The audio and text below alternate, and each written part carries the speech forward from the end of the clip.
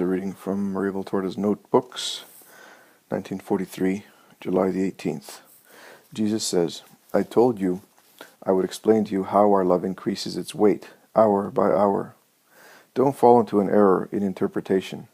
In God, everything is an eternal present, and everything is perfect and complete. But God is never inactive. He continuously generates. I shall provide you with human comparisons to clarify it better for you.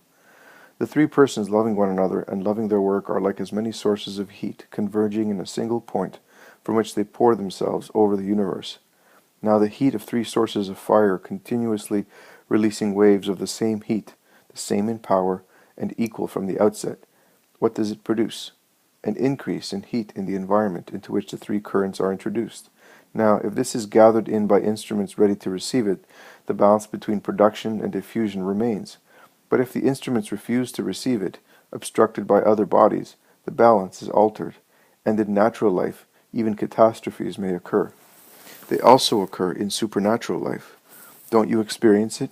Doesn't your love, not recognized and not accepted, increase in your heart, oppressing it so much that it sometimes explodes in an outburst of just indignation? I say just, because I am just. I also say overcome it, though, for the sake of charity.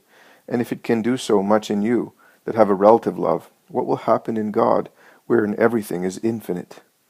Our love, which man refuses, grows and grows and grows. O unfortunate men!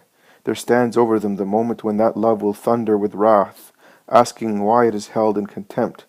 And the present times are already the first starts of this scorned love, that out of justice and respect for its perfection cannot put up further with the affront. Hence I go like a beggar, asking for someone to open his heart to our most intense love, and become its victim, agreeing to be consumed to give relief to love. What am I offering is to be burned at the stake, I know. I make this known, but I do not flee from it, you that are still not sold to the enemy. No one, no matter how small and base, no one, no matter how sinful he may have been, may regard himself as rejected by our love. It is mercy. And it can make, and wants to make, the most wretched souls into the most radiant stars in its heaven. Come to me, all of you, poor, stained, weak, and I will make you kings. Come to me, all of you that from your wretchedness have been able to grasp my greatness, from your darkness, my light, from your imperfection, my perfection, from your selfishness, my goodness. Come, enter into my love, and let it enter into you. I am the shepherd who labored until death for the lost sheep, and for it gave my blood. O my lambs, do not fear if many brambles and stains are on your clothing, and wounds in your flesh. Just open your mouths, your souls, to my love, and breathe it in. You will be just towards God and towards yourselves, for you will give God comfort, and yourselves salvation. Come, O generous ones that already love me like a trammel. Drag along your brothers and sisters still hesitating. If I ask to enter into all to give relief to rejected love, I ask you, victim souls, to give yourselves totally to me, to the work, destructive on earth, but creating a glory so lofty that you cannot conceive it, of my vehement love. What radiance the souls that received God's love to the point of being consumed by it will have. They will have the same radiance as my love, which will remain in them, a fire and eternal gem of most divine splendor. Jesus further says, Do you know what you must do to obtain your mother's welfare? By acting in the opposite manner, that is, set your patience against her impatience, set your sincerity against her unjust and insincere way of seeing, your submissiveness against her rebelliousness, your love against her hostility, your cheerful resignation against her refusal to put up with anything. That is how souls are conquered, by opposites. But never think of having her understand it. Work in silence, offering everything to me.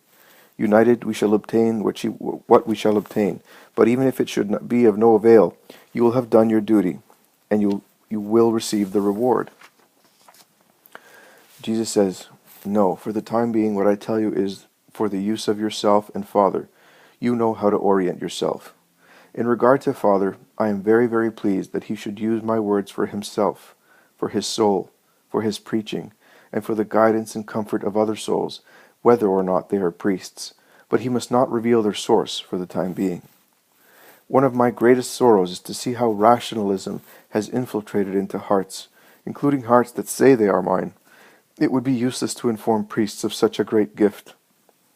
Precisely among them are those who, while preaching me and my past miracles, deny my power, almost as if I were no longer the Christ, still capable of speaking to souls, languishing because of an absence of my word, nearly admitting a current incapacity on my part for miracles and for making grace powerful in a heart. To believe is a sign of purity in addition to faith. To believe is intelligence in addition to faith. Whoever believes in purity and in intelligence distinguishes my voice and gathers it in. The others quibble, discuss, criticize, and deny. And why? Because they live by dullness and not by the Spirit. They are anchored to the things they have found, and do not consider that they are things coming from men, who have not always seen rightly, and even if they have seen rightly and written rightly, they have written for their time, and have been badly understood by those coming after. They do not consider that I may have something else to say, suitable for the needs of the times, and that I am free to say it, however and to whomever I please, since I am God and the eternal Word, who never ceases to be the Word of the Father. I am attempting the final proofs to inflame the souls that are no longer living souls, but automatons, endowed with movement, but not with intelligence and charity. My action since the beginning of this century, the last one in this second millennium, has been a miracle of charity, to attempt the second salvation of the human race, especially of priestly souls, without whom the salvation of many is impossible. I take the place of the empty pulpits, or ringing words without true life, but there are few that are worthy of understanding me, few among my ministers. So let Father orient himself, let him draw upon and derive instruction from my words for himself and for all, but let him seek above all to set charity aflame in hearts, including those of his brothers in religion. Less knowledge and more charity, fewer books and more gospel, and light in souls, for I am light. Clear away everything to make room for the light. Does Father say that I am unreachable terrain? He is not saying very much. I am enemy terrain, and that is a great sorrow for me.